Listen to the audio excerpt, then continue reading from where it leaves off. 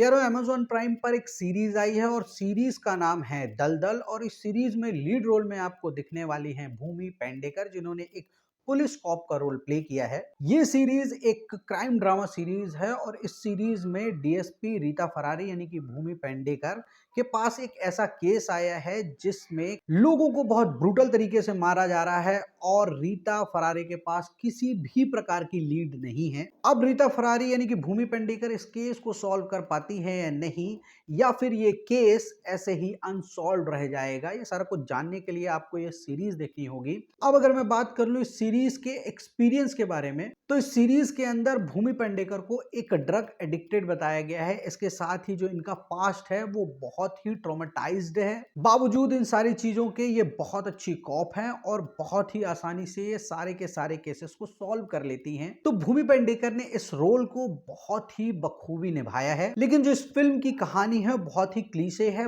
बहुत सारी सीरीज में और फिल्मों में इस तरीके की सीरियल किलिंग दिखाई जा चुकी हैं। इसके साथ ही इस सीरीज का जो पेस है वो काफी स्लो है, जिसके कारण आप इस सीरीज से एंगेज नहीं हो पाते। तो भाई केवल और केवल आपको अगर भूमि पेडनेकर की एक्टिंग देखनी हो तो आप इस सीरीज को देख सकते हैं। बाकी ये सीरीज मुझे बिल्कुल पसंद नहीं आई है। स्लो है, कहानी एकदम क्लीशे है, बिल्कुल भी इस सीरीज में मजा नहीं आता।